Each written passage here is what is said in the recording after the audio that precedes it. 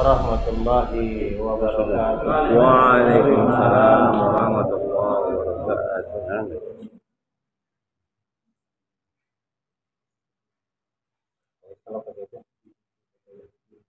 Bentar aja nih. Nggak bisa.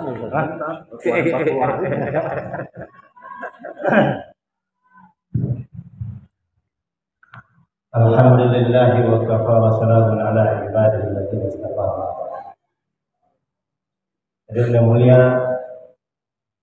kesalahan terbesar manusia hari ini adalah beranggapan bahwa rezeki itu datang dari bumi. Petani beranggapan bahwa rezeki datang dari kebunnya.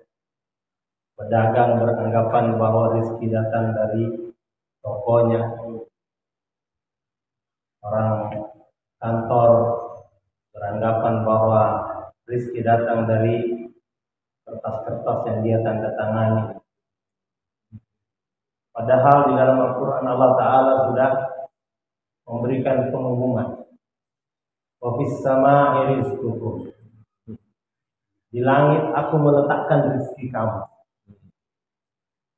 Yang membuat hari ini kita capek karena barang itu ditaruh di langit, kita sibuk mencarinya di bumi.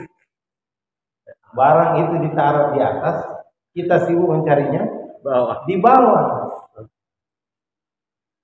Aneh kita ini. Kadang-kadang sarjana ekonomi, doktor ekonomi, profesor ekonomi, pakar ekonomi, kalau ditanya apa yang harus dilakukan untuk mengatasi masalah ekonomi, seperti Pak Wali tadi katakan, kita tanam 1.000.000 hektar, buka sawah, kebun 1.000.000 hektar. Itu permainan di bumi. Padahal yang menciptakan langit, bumi, 7 lapis, serta segala isinya itu Allah. Dan dialah yang mengumumkan bahwa aku meletakkan rezeki kamu di langit. Wa fis samaa'i rizqukum. Surat Az-Zariyat ayat 22. Dalam surah yang lain, surah Ghafir ayat 13. Huwallazi yuriikum ayatihi wa yunazzilu lakum minas samaa'i rizqa. Dia menunjukkan ayatnya kepada kamu bahwa dia menurunkan untuk kamu dari langit itu rizki. Dikasih tahu rizki itu dari langit. Yang ngomong itu Allah sendiri. Bahwa rizki itu dari langit. Tapi ini ada tapinya. Wa ma yatazakkaru illa may yunib. Ini tidak dipahami, tidak bakal dipahami kecuali orang yang kembali, yang balik badan, yang balik arah. Orang kalau kejar dunia seperti kejar bayang-bayang. Bagaimana kalau kejar bayang-bayang? Lari lagi. Kita makin kenceng, dia makin kenceng lagi. Kita naik gojek, dia juga naik gojek. Itu bayang-bayang. Tapi kalau balik badan, maka otomatis saat itu juga bayang-bayang ikut berjalan mengejar kita. Ini yang Allah sebutkan, wa ma yatazakkaru illa may yunib, tidak bakal paham kecuali orang balik badan. Para sahabat dahulu balik badan. Mereka sudah 600 tahun tersesat sampai zamannya menjadi zaman jahiliyah. Kehidupan mereka degil, tidak beradab, kemudian berubah menjadi beradab. Mereka penuh permusuhan, mereka perang, mereka miskin. Tapi setelah balik badan, mereka taati Rasulullah, ikut petunjuk Rasulullah, maka berubah kehidupan mereka. Yang jahil berubah jadi alim, yang degil berubah menjadi beradab, yang hina berubah jadi mulia, yang musuhan berubah jadi berkasih sayang, yang perang berubah menjadi damai, yang miskin berubah menjadi kaya raya. Kekayaan sahabat luar biasa. Di zaman Sayyidina Umar dikatakan datang kekayaan dari Rum dan Parsi sebesar 3 miliar dinar. Allah. 1 dinar itu 4,25 gram emas. Kalau dirupiahkan sama dengan 4 juta rupiah. 4 juta dikali 3 miliar sama dengan 12.000 triliun. Saya dengar utang Republik Indonesia ini 7.000 triliun. Pinjam uang sahabat tuh masih sisa 5.000 triliun. Allah. Mereka kehidupannya biasa-biasa saja, sama dengan kita. Makan, minum, punya rumah. Mereka bertani biasa-biasa saja. Mereka dagang biasa-biasa saja. Mereka ngantor biasa-biasa saja. Yang luar biasa dalam kehidupan sahabat, yaitu ketika azan berkumandang. Allah. Ketika azan berkumandang, maka yang nyangkul lemparkan cangkulnya. Allah. Yang dagang langsung tinggalkan tokonya. Yang ngantor tinggalkan kantornya. Oh, sejahtera kehidupan mereka. Allah. Ada sebuah negara, wah ya, masya Allah, pertaniannya luar biasa. Ketika azan berkumandang, oh yang tani tetap tani, nyangkul tetap nyangkul, dagang tetap dagang, ngantor tetap ngantor. Tapi negeri ini, kata Pak Wali, ini gunung didaki, lautan diseberangi, masjid dilewati. Tidak datang kesejahteraan dengan cara seperti itu. Karena Allah meletakkan rezeki itu di langit. Dan Allah berikan kendaraan untuk naik ke langit, eskalator untuk naik ke langit, lift untuk naik ke langit, pesawat untuk naik ke langit, namanya sholat. As-sholatu mi'rajul mu'minin. Sholat ini mi'rajnya orang beriman. Satu kampung kalau sholat, satu kampung itu akan sejahtera. Satu kota kalau sholat, satu kota itu akan sejahtera. Satu negara kalau sholat, satu negara itu akan sejahtera. Walaupun negerinya gersang, tandus, kering kerontang. Negeri Arab itu negeri yang gersang, tandus. Dari dulu gitu. Negeri sahabat itu dulu itu juga gersang. Tapi karena mereka bersungguh-sungguh ketika dipanggil Allah, maka Allah berikan kesejahteraan kepada mereka. Mereka beramai-ramai naik ke langit. Satu negara sejahtera. Itu di zaman Sayyidina Umar, 12.000 triliun datang kepada mereka. Kalau 12.000 triliun ini dibagi kepada 124.000 jumlah sahabat, setiap satu orang itu akan dapat 96,7 miliar. Bayi baru lahir dapat tabungan langsung nih. Ini tong, kamu baru lahir, bayi nih, kamu dapat duit nih 96,7 miliar. Allah. Engkongnya mau mati, ini engkau wariskan 96,7 miliar. Allah. Saya pernah baca di koran itu. Republik Indonesia setiap orang ini berhutang 13 juta rupiah. Itu pengumuman Menteri Keuangan. Setiap orang penduduk Indonesia ini berhutang 13 juta rupiah. Itu tahun 2018. Sekarang berapa? Beranak. Masya Allah. Hadirin yang mulia, ini karena mereka paham bahwa rezeki itu di langit. Beramai-ramai naik ke langit. Ada seorang sahabat datang kepada Nabi, ya Rasulullah, kami kena krisis kesulitan ekonomi. Nabi bukan kasih duit, sana dagang di pasar.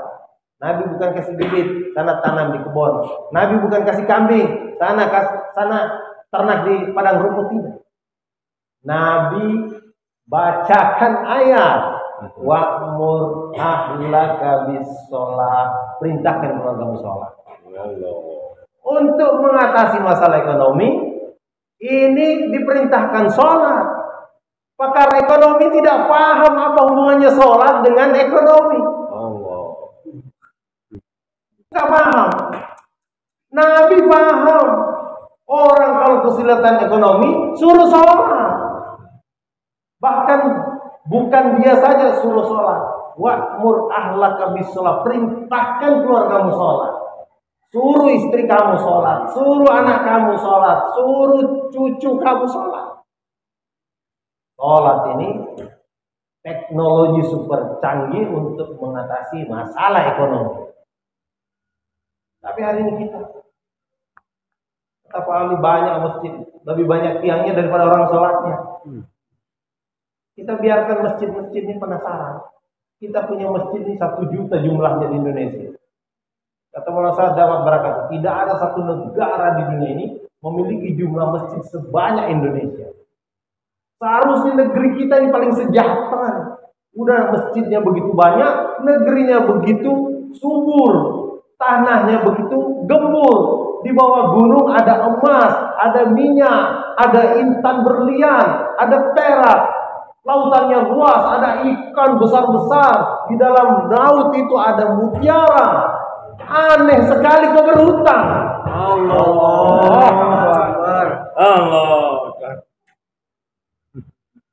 Karena gunung didaki, lautan diseberangi, masjid Dilewati.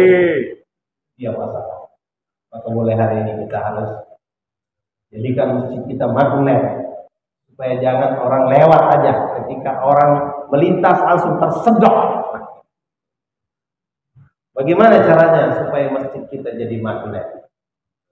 Masjid itu harus ada makanan. Minimal singkong rebus ada. Siapa yang suruh bawa makanan ke masjid? Ibu-ibu. Bu, ibu masak. Lebihkan sepiring. Bapak bawa ke masjid. Kalau ada 100 rumah di komplek kita, ada 100 piring makanan di masjid. Kalau di masjid ada makanan, orang betah di masjid. Kenapa wajahnya pada pucat mau pulang ini? Karena udah lapar perutnya. Kalau di masjid ada makanan, nggak mikir dia pulang. Betah dia di masjid. Kalau nggak disusul sama bininya, nggak pulang. Jadi yang pertama kita harus jadikan masjid kita itu magnet. Yang kedua, masjid kita harus jadikan sofa. Sofa itu seperti ini, kursi, bisa ditiduri, bisa didudukin. Nyaman orang duduk di sofa. Allah. Nyaman orang datang ke masjid. Tadi Pak Wali sampaikan, masjid tempat yang paling nyaman, tempat yang paling membahagiakan, tempat yang paling aman. Kalau ada orang yang tidak bisa bahagia di masjid, terus di mana lagi dia bisa hidup bahagia? Wah, ini rumah Allah, ini masjid ini. Kalau ada orang tidak merasa aman di rumah Allah, terus di rumah siapa lagi dia mau merasa aman? Masjid kita harus jadikan tempat yang paling nyaman. Paling nyaman. Kalau orang yang sukanya kipas, ya kipas, ya mungkin sudah ada. Orang sukanya pakai AC, nanti diberikan AC. Makanan sediakan. Pakai uang mana kalau rakyat, kalau tetangga masjid ini tidak bawa makanan? Pakai uang kas yang ada di masjid. Habisin uang kas yang ada di masjid. Bersedia insyaallah. Insyaallah. Nanti kalau orang tanya kenapa uang kas masjid habis, nah itu kan bapak yang makan sendiri. Dia akan roti, dia akan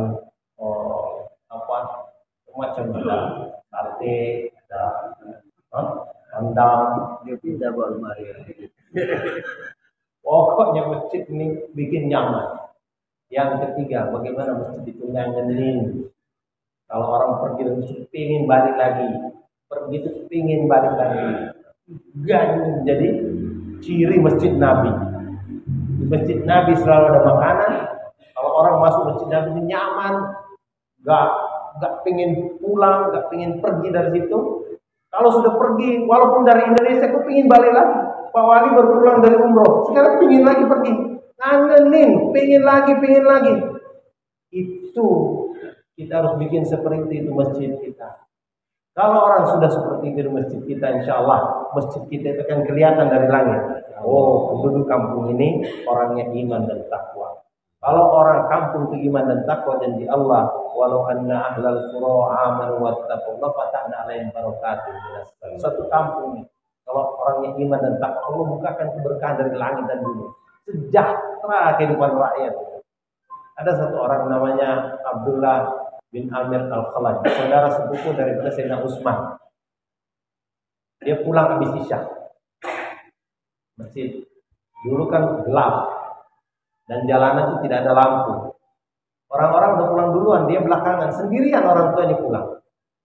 Ada satu orang anak muda mengikuti dari belakang. Dia balik, anak itu berhenti. Dia jalan, anak itu jalan lagi. Maka akhirnya dia panggil anak muda, sini kamu. Ya Tuhan, kenapa kamu ikut saya? Karena saya melihat Tuhan berjalan sendirian di malam. Itu saja? Ya itu saja. Masya Allah. Sini kamu. Ditarik anak muda itu. Pergi ke rumahnya Abdullah bin Amir bin Khalaj. Kemudian dikasih duit berapa? Dikasih duit 1000 dinar. Allah. 1 dinar tadi 4 juta. Kali 1000 berapa? 4 miliar. Orang dahulu kalau ngasih duit itu miliar-miliar. Bukan 10.000, 100.000, miliar-miliar. Tandanya apa? Sejahtera kehidupan itu. Sejahtera kehidupan sahabat. Sayyidina Umar ketinggalan sholat berjamaah. Itu dia merasa betul-betul menyesal, merasa rugi ketinggalan sholat berjamaah. Maka dia bayar denda 200.000 dirham. Berapa itu 200.000 dirham? Di zaman Sayyidina Umar, 7 dirham itu sama dengan 1 dinar. Jadi 4 juta bagi 7 sama dengan 571.000 rupiah. 571.000 dikali 200.000 sama dengan 114 juta rupiah. Denda ketinggalan sholat berjamaah 114 juta. Ini ada nggak pernah denda 100.000 aja ketinggalan sholat berjamaah? Sayyidina Umar 114 juta. Itu kalau uang 100.000 ditumpuk 10 juta itu 1 senti. 100 juta 10 senti. Kalau 1 miliar 1 meter. Kalau 114 miliar 114 meter. Tingginya Monas itu 125 meter. Beda 11 meter dengan Monas itu duit 100.000 ditumpuk. Bayar denda ketinggalan sholat berjamaah Sayyidina Umar. Apa yang kita tangkap dari peristiwa ini? Satu, Sayyidina Umar sangat paham nilai sholat. Yang kedua, negeri sejahtera. Di zaman Sayyidina Umar, bayi baru lahir pun digaji, anak kecil digaji, pengangguran digaji, apalagi orang yang kerja. Semua orang sejahtera. Kenapa? Karena mereka ini mengetahui di mana alamat rezeki itu berada. Wa fis samai rizqukum wa ma tu'adun. Jadi di masjidlah kita membina orang-orang yang memahami bahwa rezeki itu dari langit, dan di masjid semua pembinaan umat kita buat, pendidikan itu anak-anak kita buat. Inilah kita mendatangkan kesejahteraan bagi kampung kita, bagi negeri kita. Insyaallah untuk memahami ini perlu latihan 3 hari kata Pak Wali. 3 hari ada kursusnya atau 40 hari juga. Siapa presiden insyaallah.